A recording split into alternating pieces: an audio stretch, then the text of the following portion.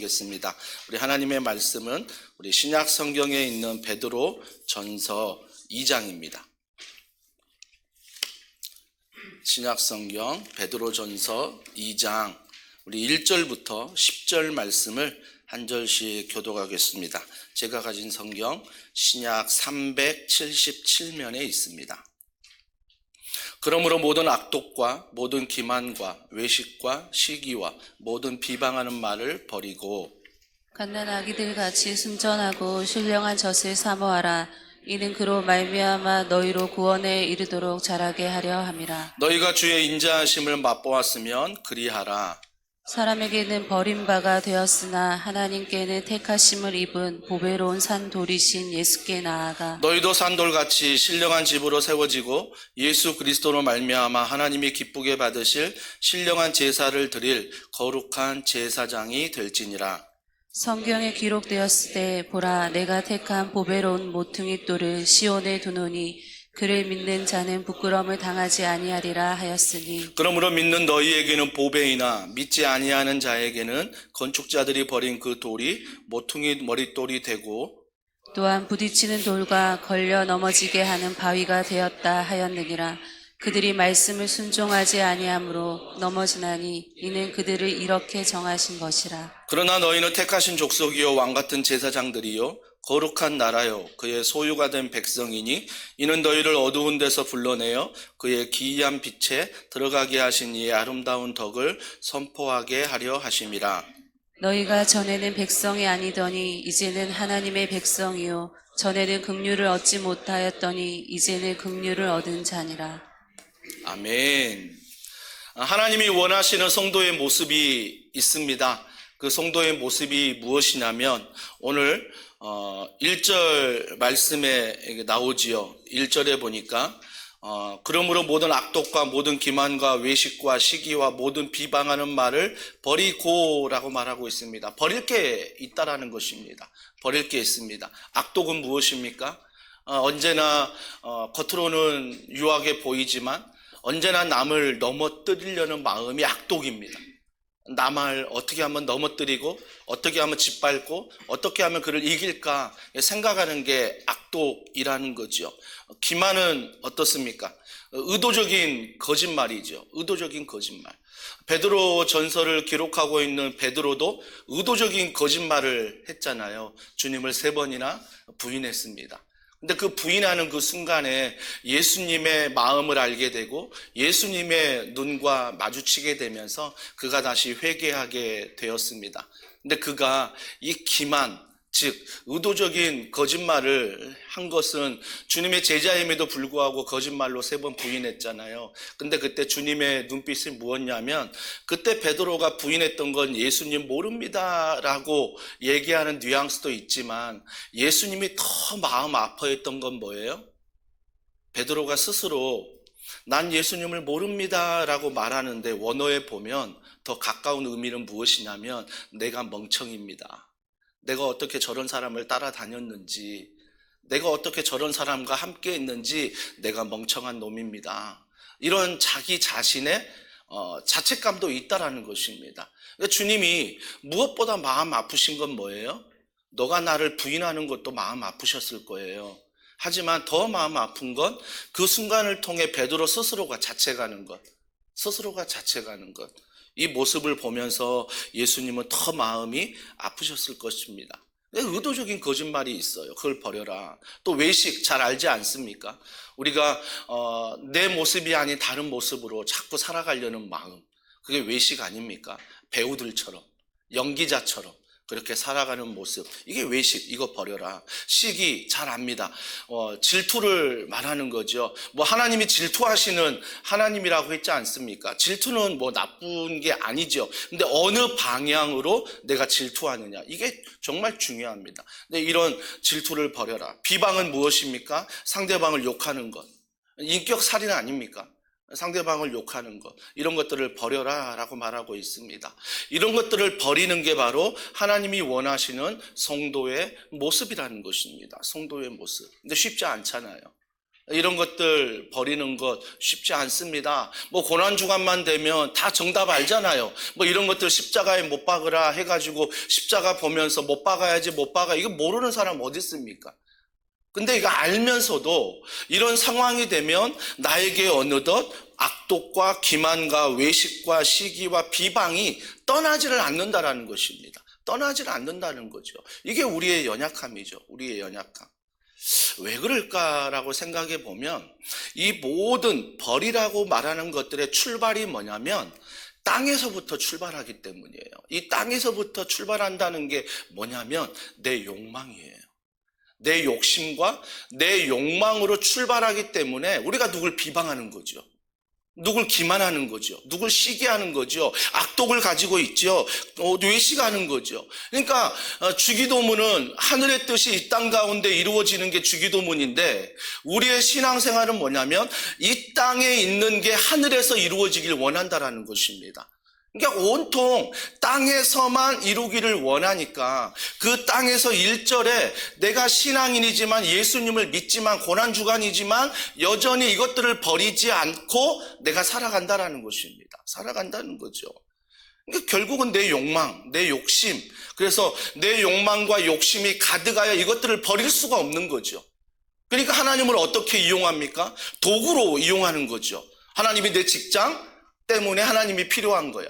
우리 가정에 무엇 때문에 하나님이 필요한 거야. 우리 교회 무엇 때문에 하나님이 필요한 거야. 그러니까 이 땅의 것을 가지고 하늘의 것을 도구로 사용할 때가 얼마나 많은지 모릅니다.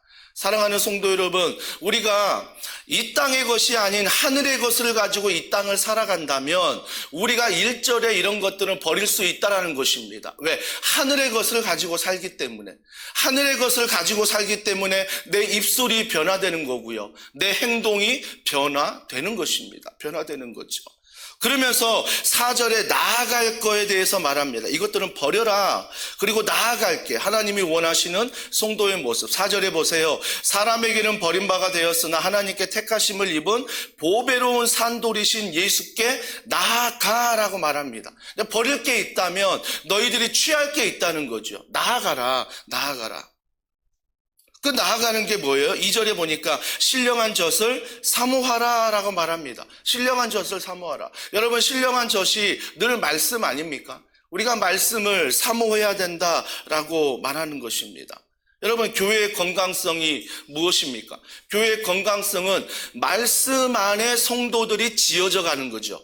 말씀 안에 이 교회가 세워져 가는 것, 이게 바로 교회의 건강성이라는 것입니다.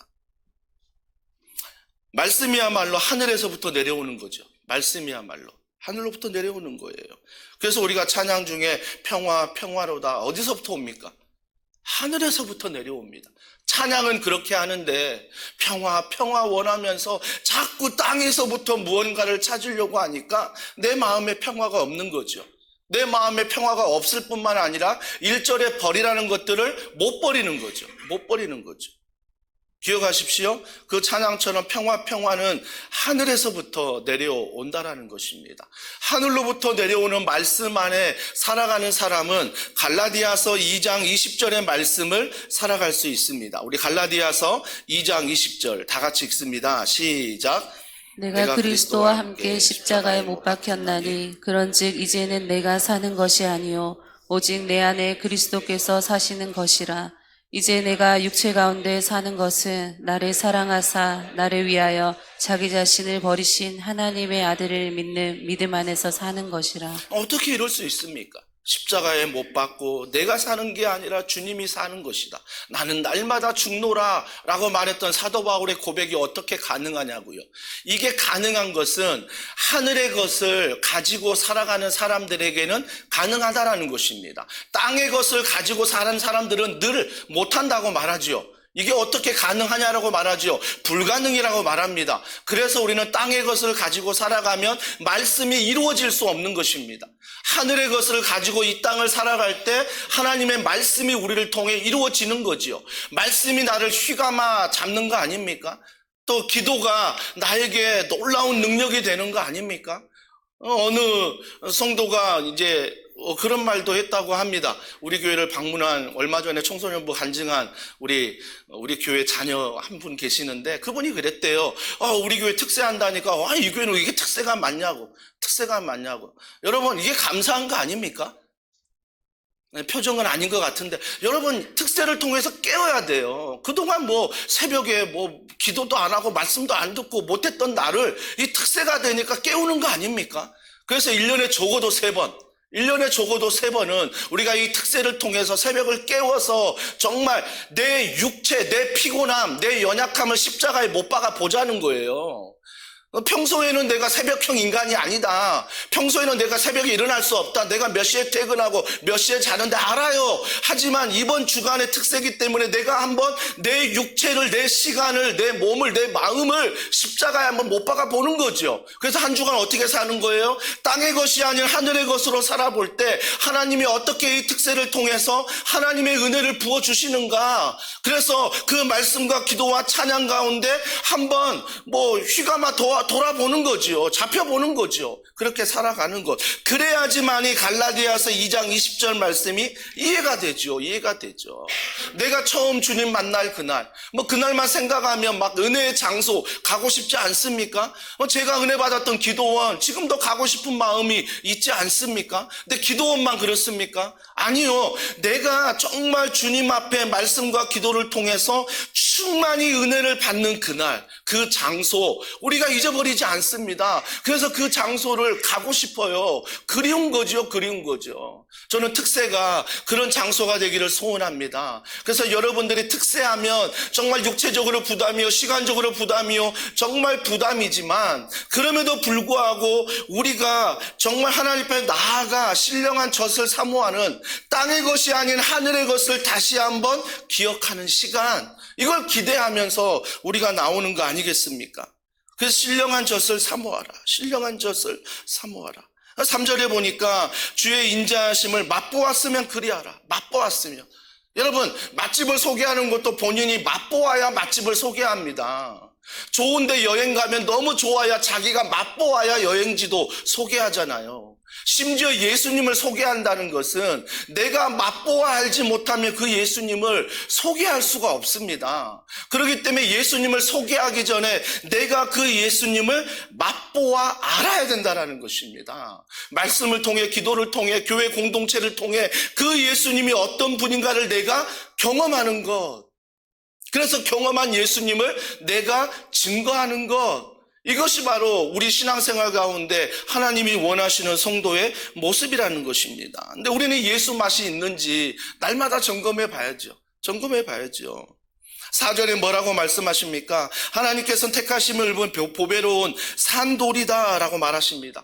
산돌이다, 모퉁이돌이다, 보배다. 오늘 나오는 이 세 단어는 다 예수 그리스도를 말하는 거예요. 예수 그리스도 말하는 것입니다. 그래서 하나님께 택하심을 입은 보배로운 산돌, 예수 그리스도께 나아가야 된다. 이게 바로 우리가 버릴 게 있고 나아갈 게 있다라고 주님이 말씀하십니다. 여러분 그거 아십니까? 사람이 먹는 대로 나옵니다. 먹는 대로 나와요. 육체도 그렇지만 말도 그렇지 않습니까? 내가 보는 것, 내가 가까이 하는 것, 그걸 통해 영향을 받으면 그걸 통해서 내 입에서 말이 나오는 거예요. 그러니까 내가 무엇을 가까이 하느냐, 이것이 내 말로 나온다라는 것입니다. 여러분의 최근 관심사가 다 말로 나오는 거예요. 말로 나오는 것.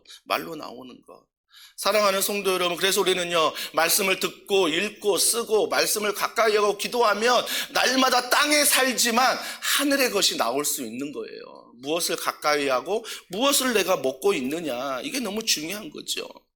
그러면서 하나님이 원하시는 성도의 모습이 또 있다라고 말합니다. 버릴 게 있고 나아갈 게 있다면 하나님이 원하시는 성도의 모습이 뭐냐? 5절에 나옵니다. 너희도 산돌같이 신령한 집으로 세워지고, 이 산돌이 예수 그리스도라고 말씀드렸잖아요. 예수 그리스도처럼 세워지라는 것입니다. 예수 그리스도처럼. 에베소서에 보면요, 우리가 다 교회라는 거죠. 교회가 다 연결되어서 한 사람 한 사람의 성도가 세워져야 된다. 그게 교회다. 우리가 연결됐다라고 말합니다. 여러분, 제가 얼마 전에 다큐멘터리 보면서 이렇게 집을 짓는 프로그램을 본 적이 있습니다. 조립식 집이더라고요. 다 요즘에 기계로 많이 하지 않습니까? 그 조립식에 설계를 해서 딱 값을 기계에 딱 입력을 하면 그 기계가 다 재단하고 다 세워나가는 거예요. 그 사람들이 그걸 운반해가지고 그 장소에 가서 집을 세우는데요. 집을 세울 때 하나하나 조립해서 세웁니다. 조립해서 세우는데 정말 한치의 오차도 없이 와꾸가 딱딱 맞는 거예요. 딱딱 맞아서 집 한 채가 세워지는 모습을 보고 제가 와, 대단하다. 대단하다. 만약에 설계가 잘못되고 시공이 잘못됐다라면 그 현장에서 딱딱 맞을 수가 없는데 그 딱딱 맞아서 집이 딱 세워지는 모습을 보고 야, 대단한 기술이다라고 생각했습니다. 오늘 주님이 그렇게 말씀하세요. 주님이 뭐라고 말씀하시냐면 너희가 신령한 집으로 세워져야 된다.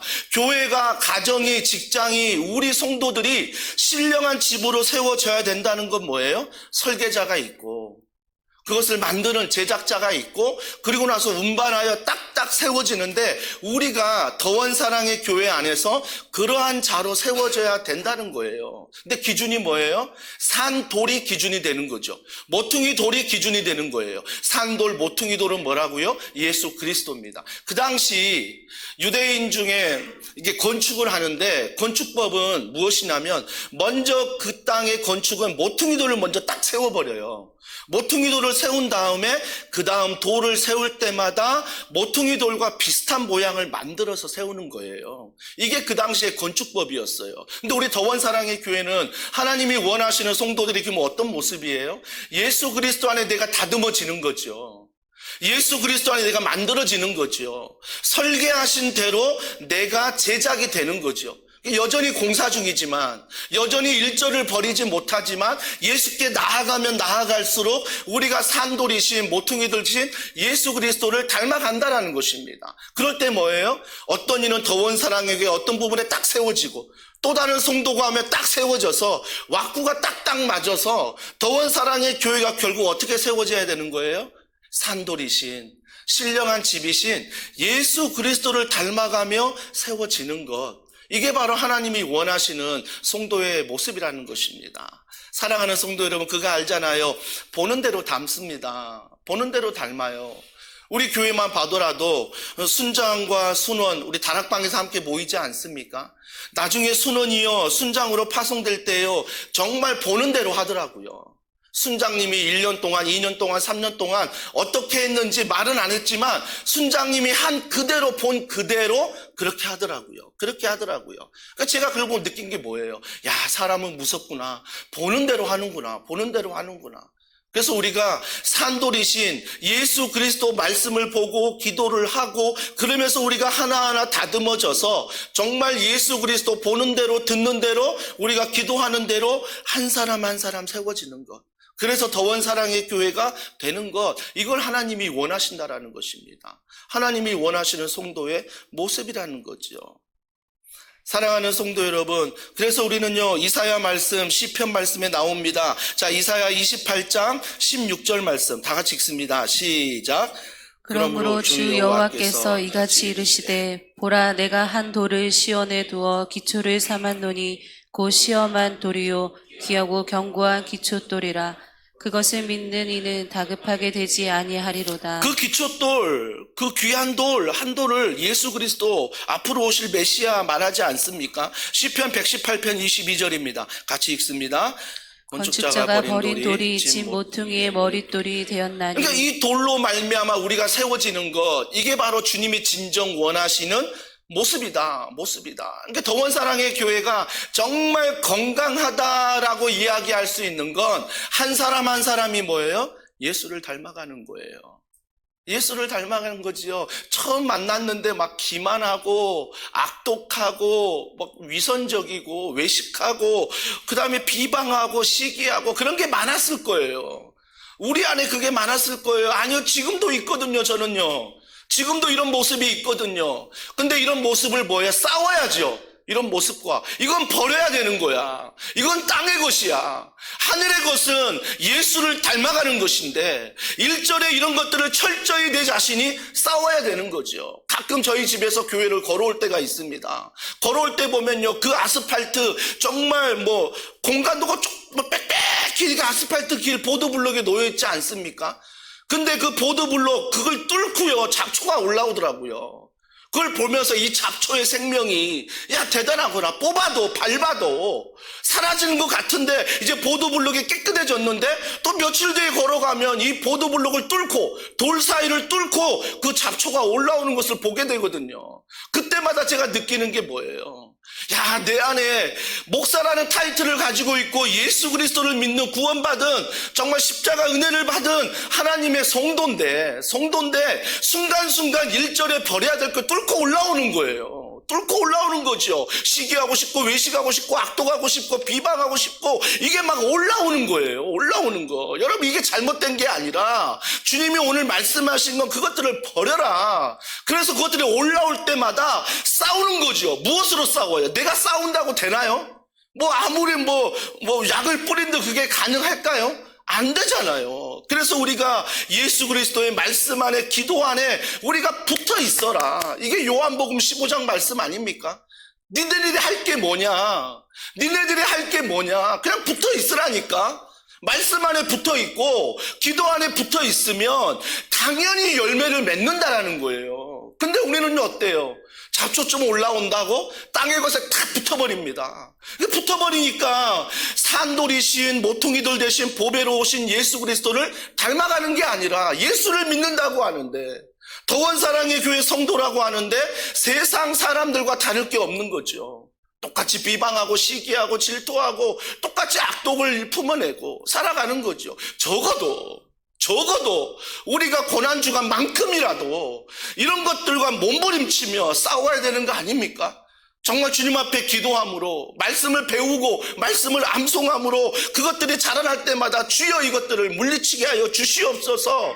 이게 싸워야죠. 말씀을 암송하고 말씀을 선포하는 거죠. 선포하는 것. 그래서 이것들과 싸워서 우리가 신령한 집으로 세워지는 거죠. 더원사랑의 교회가 그냥 세워집니까? 어떤 분들은 그래요. 하나님이 다 인도하실 텐데, 하나님이 다 하실 텐데. 정말 맞습니까? 정말 그게 믿음입니까?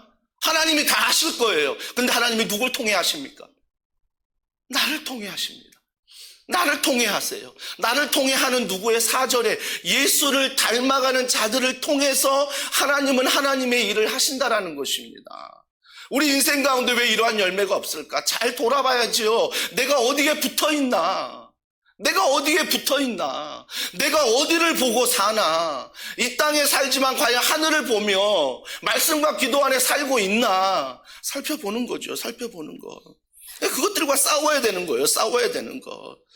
몸부림치는 거죠. 몸부림치는 거. 여러분, 마태복음 13장 44절 다 같이 한번 읽어볼까요? 시작. 천국은 마치 밭에 감추인 보화와 같으니 사람이 이를 발견한 후 숨겨두고 기뻐하며 돌아가서 자기의 소유를 다 팔아 그 밭을 사느니라. 이 말씀 잘 알잖아요. 주인이 있습니다. 근데 주인이 밭을 돌보질 않아요. 관심도 없어요, 심지어. 근데 그 종이 열심히 정말 그 밭을 가꾸고 열심히 그 밭을 내 마음을 다해 사랑을 다해 가꾸는데 보배를 발견한 거예요. 보배를 발견했습니다. 이 보배를 발견했는데 이 보배가 너무 귀하게 보이는 거예요. 그래서 자기의 전 재산을 팔아서 그 밭을 살았다는 이야기 아닙니까? 어떤 분은 또 도덕적, 윤리적으로 뛰어난 분들이 우리 교회 안에 있잖아요. 그런 분들은 말해요. 아니, 그 나쁜 종 아니냐. 그 밭이 주인이면 주인이 보배 나오면 보배를 그 주인에게 드려야지. 어떻게 자기가 그 보배 발견했다고 그 보배를 가지고 홀딱 자기가 그 땅을 다 사가지고 자기 것을 삼느냐. 어떻게 성경이 이럴 수 있느냐. 도덕적, 윤리적으로 이건 이해가 안 된다라고 말하는 분이 계십니다. 근데 그걸 말하는 게 아니에요. 뭘 말하는 거냐면 예수 그리스도가 이 땅에 계시는데 어떤 사람들은 그걸 보배로 여긴다는 거예요. 어떤 사람들은 보배로 여기지 않는다라는 거예요. 여러분, 그 입장에서 보면 우리가 더원사랑의 교회 같이 예배하고 오늘 찬양하고 기도하고 같은 공간에 헌신하고 섬기고 교제하는데 어떤 이들은 예수 그리스도를 보배로 여기고요. 어떤 이들은요, 예수 그리스도를 보배로 여기지 않는 분들이 있다라는 것입니다. 있다라는 거. 이 말씀을 우리에게 하고 있는 거거든요. 그러면 주님이 뭐예요? 예수 그리스도 그 보배를 보배처럼 여기라는 거예요. 보배처럼 여기라는 거죠. 보배처럼 여기라는 거. 이거 말씀하는 거 아닙니까? 주님, 우리가 정말로 이 땅을 살아갈 때 어떻게 이걸 보배로 볼 수 있느냐? 뭐 돈이 묻혀 있고, 금이 묻혀 있고, 다이아몬드가 있고, 이러면 당연히 사겠죠. 근데 주님은 예수 그리스도가 보배라는 걸 아는 거예요.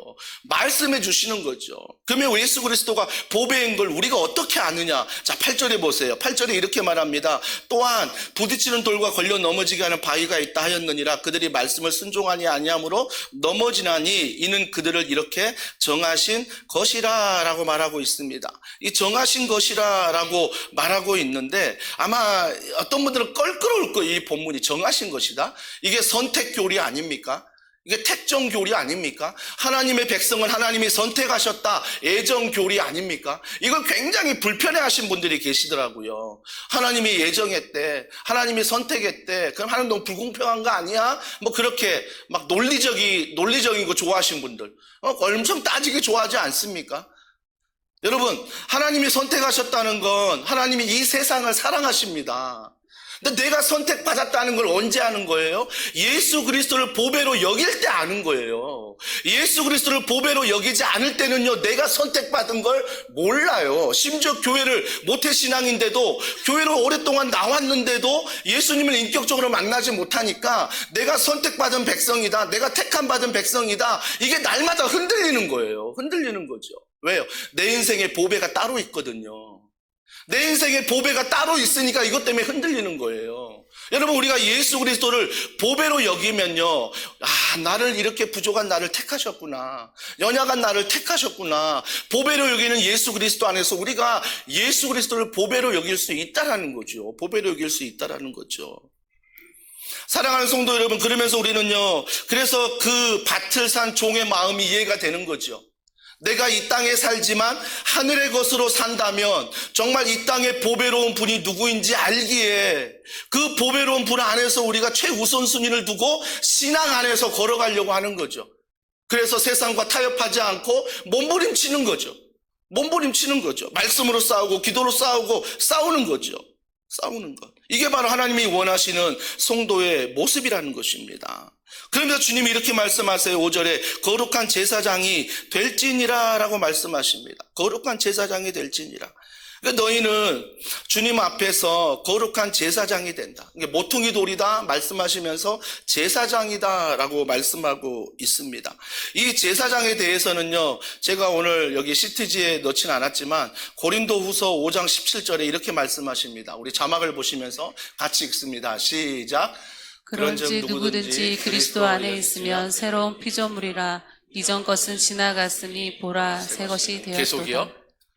모든 것이 하나님께로부터 났으며 그가 그리스도로 말미암아 우리를 자기와 화목하게 하시고 그것도 우리에게 하는 직분을 주셨으니 곧 하나님께서 그리스도 안에 계시지 세상을 자기와 그 죄를 그들에게 하시고 화목하게 하는 말씀을 우리에게.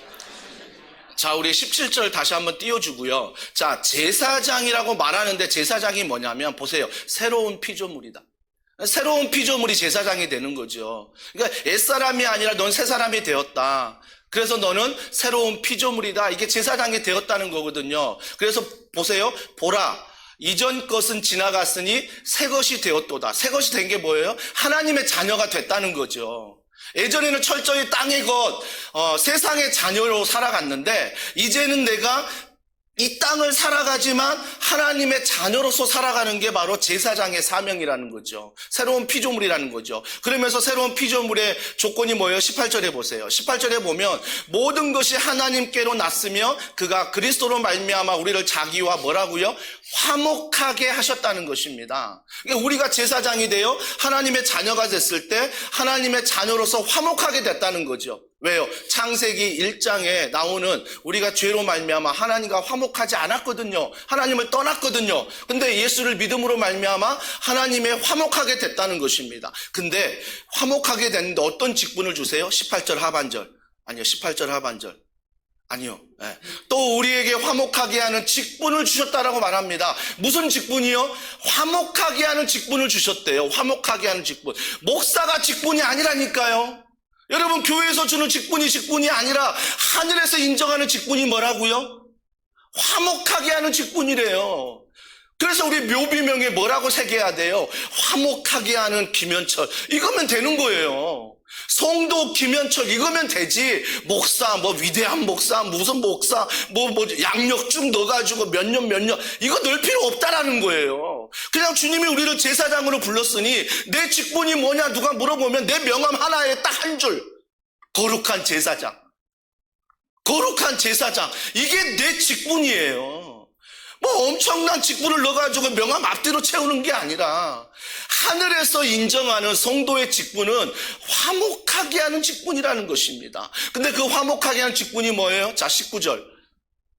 곧 하나님께서 그리스도 안에 계시사 세상을 자기와 화목하게 하시며 세상과 우리를 화목하게 하시는 우리의 제사장의 직분, 그들의 죄를 그들에게 돌리지 아니하시고 화목하게 하는 말씀을 우리에게 부탁하셨느니라. 그러면 우리는 화목하는 직분을 맞았으면 우리가 해야 될 사명이 뭐라고요? 말씀을 우리에게 주셨대요. 말씀을 주셨으면 그 말씀대로 뭐예요? 순종하며 살아가는 것. 이걸로 끝날까요? 그냥 말씀을 알았으니 순종했으니 이걸로 끝날까요? 아니요. 그 말씀을 전하는 것, 그 말씀을 살아내는 것, 이것이 바로 우리가 제사장의 직분의 사명이라는 것입니다. 주님이 이 사명을 우리에게 주셨대요. 모퉁이돌 예수 그리스도 닮아가는 그런 사명도 주셨지만 또 하나의 사명은 제사장으로 하나님의 자녀로 이 땅을 살아가지만 이 세상과 하나님과의 화목해하는 그 말씀을 전하는 도구로 우리를 부르셨다라는 것입니다. 부르셨다라는 거죠. 사랑하는 성도 여러분, 로마서 15장 16절, 17절, 19절에 이렇게 나옵니다. 이 은혜는 곧 나로 이방인을 위하여 그리스도 예수의 일꾼이 되어 하나님의 복음의 제사장 직분을 하게 하사. 17절 보세요. 그러므로 내가 그리스도 예수 안에서 하나님의 일에 대하여 자랑하는 것이 있거니와. 이게 제사장의 직분이야. 하나님의 것에 대해서 자랑할 게 있대요. 19절 표적과 기사의 능력으로 성령의 능력으로 이루어졌으며 그리하여 내가 예루살렘에서부터 두로행하 일루리곤까지 그리스도의 복음을 편만하게 전하였노라. 이게 바로 우리가 제사장으로서의 화목해야 하는 직분의 사명이라는 것입니다. 그러려면 뭐예요? 전하려면 내가 경험한 게 있어야죠. 전하려면 내가 아는 게 있어야죠. 그래서 우리가 하나님 앞에 정말 기도하는 건 뭐예요? 베드로 전서, 오늘로서 이제 본문은 끝나지만 안타까운 게 베드로 전서 4장 말씀이었어요. 이 4장 말씀 제게 너무나 귀한 말씀인데 한번 앞에 자막 볼게요. 베드로 전서 4장 말씀에 뭐라고 말합니까? 자, 다 같이 읽어보겠습니다. 시작. 만물의 마지막이 가까이 왔으니 그러므로 너희는 정신을 차리고 근신하여 기도하라. 계속 띄워주세요. 아니요. 그 앞에 7절. 만물의 마지막이 가까웠대요. 여러분, 조금 전에 읽었던 1절 아닙니까? 세상만 나가면 비방하고 악독하고 시기하고 외식하고 그러면서 점점 서로 간에 전쟁이 일어나고 세상은 점점 만물의 마지막이 가까웠어요. 만물의 마지막이 가까웠으니 뭐 하래요? 그러므로 너희는 정신을 차리래요. 정신을 차리래요. 여러분, 여기서 정신을 차리라는 건 무엇냐면 제어가 가능한 상태를 말하는 거예요. 너 좀 정신을 차릴래? 정신을 차려 기도 좀 해라. 이거는요, 내가 제어가 가능한 상태를 말하는 게 정신을 차리는 거예요. 여러분, 성경에 보십시오. 귀신이 보세요. 귀신은요, 제어가 안 돼요. 말과 행동이 제어가 안 된다고요. 제어가 안 돼요. 근데요, 우리가 하나님 안에서 정말 기도하면, 정신을 차리고 기도하면 제어가 된다는 거죠. 제어가 돼요. 근데 1절에 버릴 수 없는 것들이 버려지는 거죠. 내가 기도했더니 비방이 사라지고 내가 외식이 사라지고 내 근심이 사라지고, 와, 이렇게 버릴 수 있는 거구나. 그리고 내가 하나님께 나아갈 수 있는 거구나. 기도를 통해서 우리가 알 수 있지 않습니까? 사랑하는 성도 여러분, 그래서 우리는요, 제어할 상태가 있어야 돼요. 뉴스 보세요. 잘 나가는 정치인이 자기가 제어가 되지 않아서 여비서와 엄청난 추행을 벌려서 한 나락으로 추하는 정말 가슴 아픈 사건이 막 있지 않습니까? 여러분, 자신을 제어할 수 있어야 돼요. 근데 내 자신 스스로가 제어가 되던가요? 아니요. 장치가 있어야 돼요. 기도라는 장치, 말씀이란 장치가 나를 철저히 제어하는 거죠. 나를 제어하는 거. 그거 하면 안 돼? 그거 하면 안 돼. 알려주는 거 아니겠습니까? 그래서 뭐 육신의 정욕, 뭐 안목의 정욕, 뭐 이생의 자랑, 이런 것들 얼마든지 하고 싶은데 자꾸 기도와 말씀으로 걸어가면 제어가 되는 거죠. 여기서 끝. 그만. 아니야. 이 선을 넘어가면 안 돼. 이게 제어가 되는 거예요. 말씀과 기도 가운데. 제어가 되는 거죠. 저도 마찬가지입니다. 이 제어가 되는 것. 너무 감사한 거죠. 제어가 되는 것. 그래서 제가 뭐 이런 유혹에 빠지지 않도록 막 그런 제어가 되는 이 삶, 막 몸매가 막 아몬드형이 되고 막 이런 제어가 되지 않습니까? 머리털 다 빠지고 있고요. 막 그러면서 사람들이 볼 때 외모적으로 봐도 야, 저 사람 별로네. 그러면서 하나님이 이렇게 나를 만드시는구나. 점점 머리를 이렇게 만드시는구나. 그렇다고 해서 관리 안 하는 거 아닙니다. 관리하는 게 이 정도예요. 그래서 제어가 되게 만드는구나. 저는 걱정하는 게 뭐냐면 우리 30대 부교육자들이에요. 걱정이 되는 거죠. 머리털 풍성하지요. 몸매 훌륭하지요. 이거 제어 안 되면 어떡하지? 그런 걸 제어 안 되는데 사용하면 안 되는데. 우리 교회 중에 정말 그런 분들이 계시지 않습니까? 막 제어 안 되는 분들이 있어요. 막 충동으로.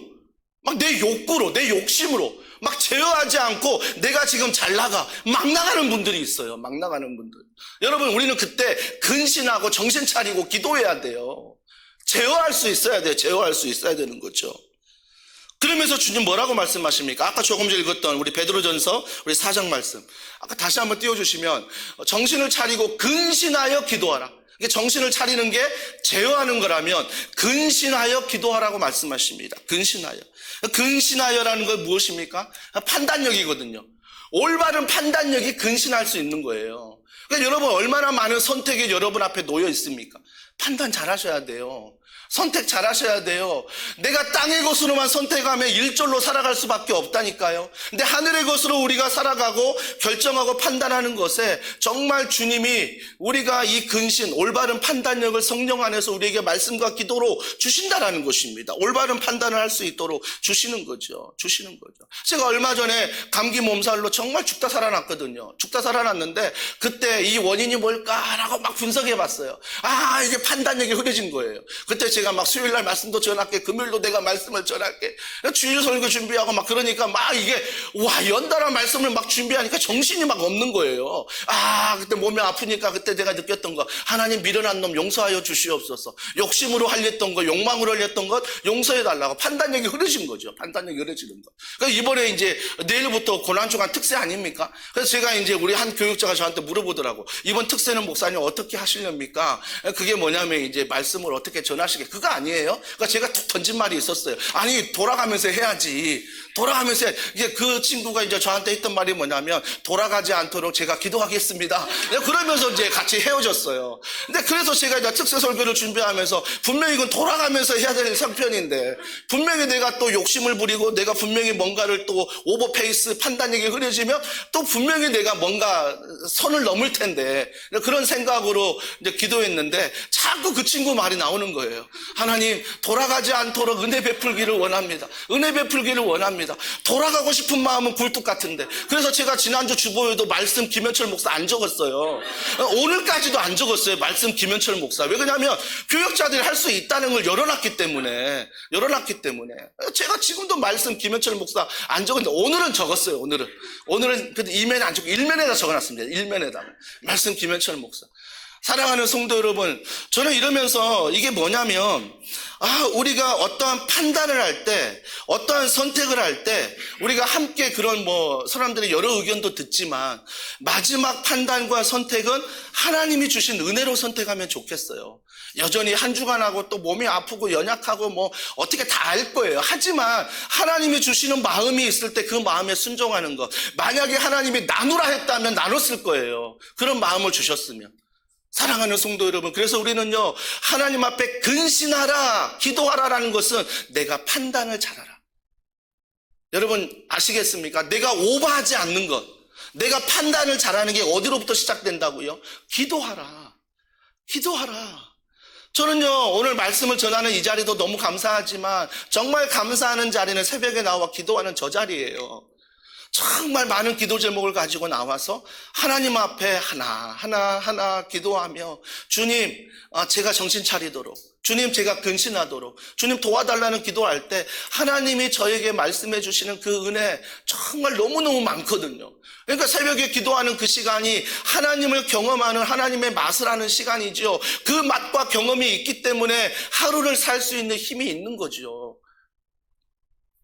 사랑하는 성도 여러분, 그래서 우리는요, 즉흥적으로, 강력하게, 충동적으로 사는 것이 아니라 자제할 수 있는 것, 올바로 판단할 수 있는 것, 이게 모두 기도로 시작이 된다는 것입니다. 다니엘을 보세요. 다니엘이 포로로 끌려갔잖아요. 이름도 계명하라고 해요. 너 하나님이 주신 이름 버려.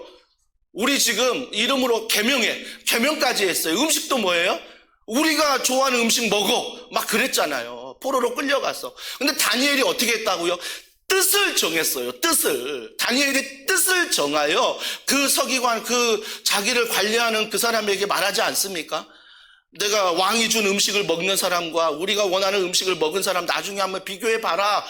뜻을 정하고 하나님께 3일 계속 하루에 3번씩 기도하면서 걸어갔잖아요.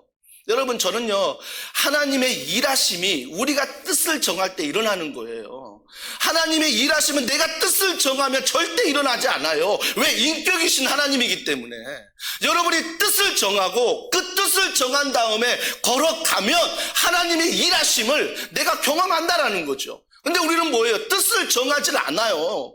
나는 새벽형 인간이 아니니, 나는 기도할 수 없으니, 나는 연약하니, 나는 오늘 나가면 하루 어떻게 살 수 없으니, 이런 것들만 생각하지 하나님 앞에 죽으면 죽으리다라고 에스더처럼 뜻을 정하지 않는다고요. 에스더 보세요. 죽으면 죽으리라 뜻을 정하잖아요. 그리고 뜻을 정하니까 왕 앞에 나가서 호를 내밀었는데 왕이 부르기 전에 나왔어? 너 죽음이야. 원래 이게 정상이거든요. 근데 자기가 손을 내밀었는데 주님이 왕이 그 손을 잡아주는 거죠.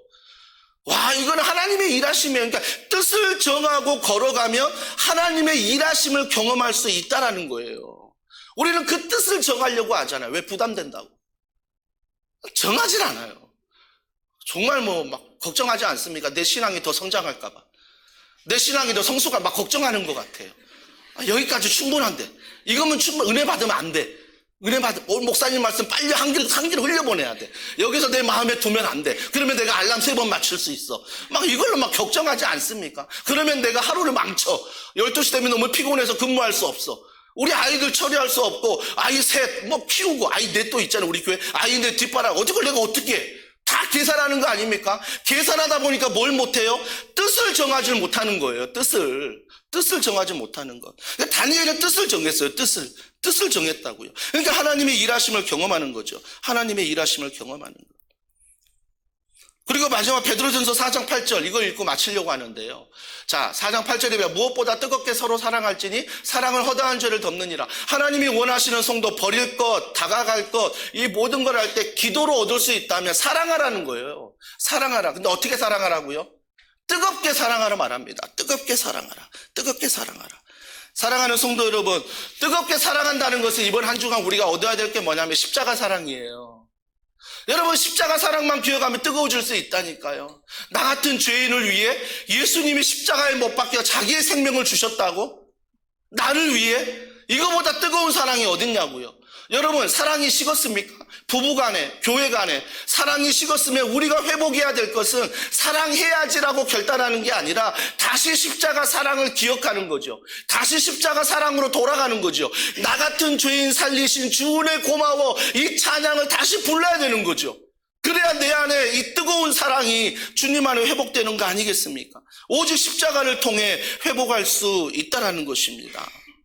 사랑하는 성도 여러분, 이제는요, 우리 더원사랑의 교회 좀 덜 논리적이면 좋겠어요.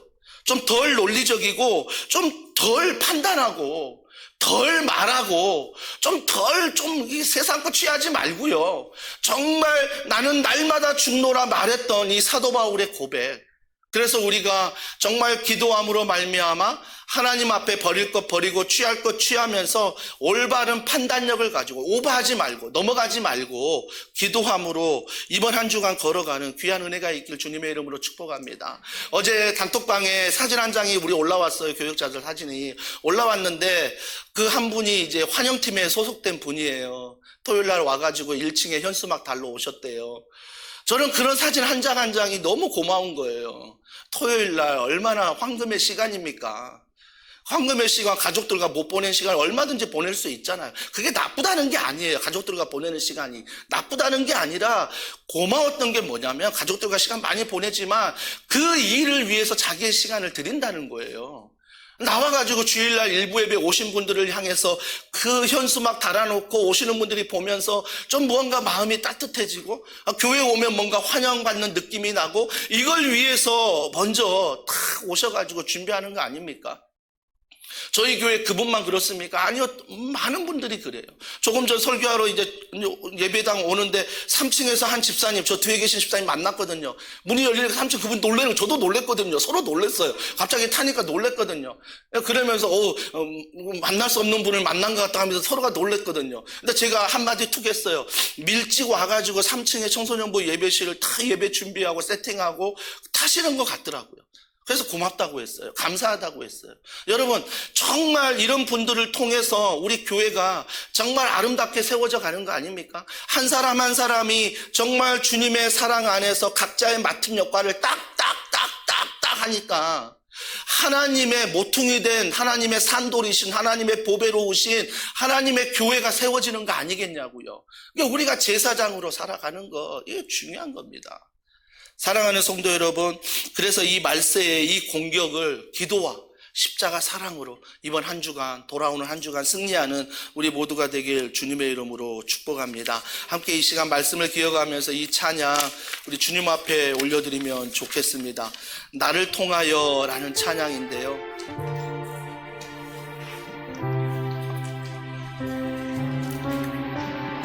지금 서 있는 이곳에서 높임을 받으소서. 내가 밟는 땅 주님의 땅이니 우리 함께 고백합니다.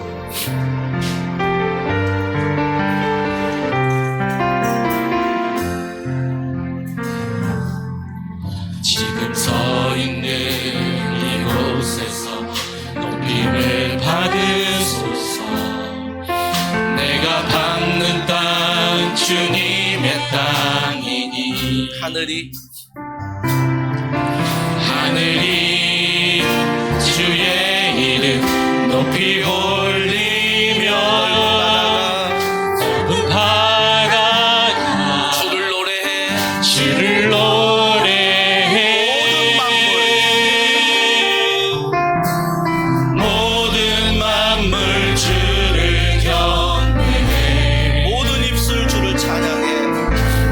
모든 입술 주를 찬양해. 그분이 누구십니까?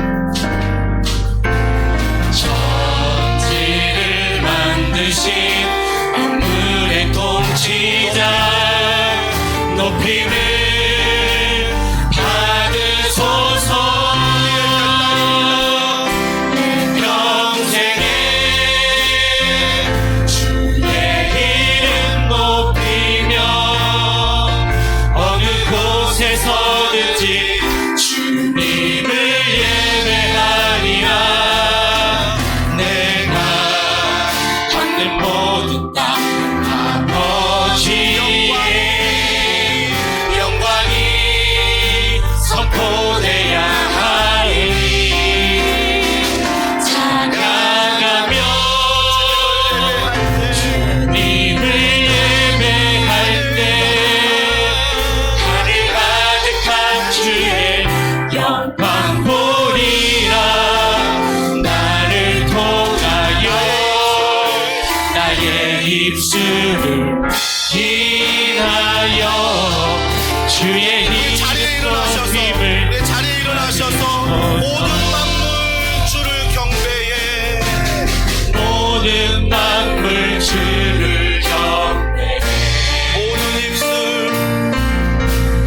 모든 입술 주를 찬양.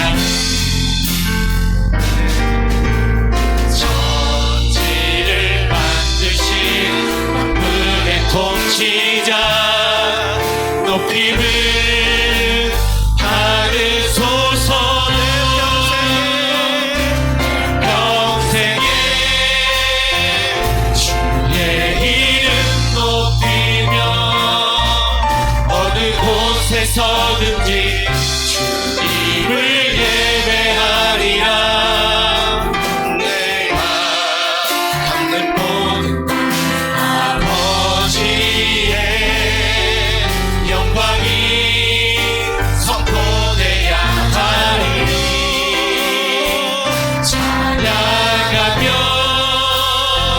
주님을 예배할 때 하늘 가득한 주의 영광 보리라. 나를 통하여 나의 입술을 인하여 주의 이름 높임을 받으소서. 우리 이 시간에 함께 기도하겠습니다. 우리가 하늘의 것을 소망하지 않고 이 땅의 것을 소망하며 살았던 우리 1절에 버리지 못하는 것들을 두고 회개합시다. 하나님 아버지, 이번 고난주간, 이번 특세를 통하여 이것들과 버리는 싸움을 하게 하여 주시옵소서. 그 버리는 싸움은 십자가 사랑, 내가 주님 앞에 간절히 기도할 때 깨어있게 하시고 근신하게 하셔서 주님, 내가 땅에 있는 것으로 만족하며 사는 인생이 아니라 하늘의 것을 증거하며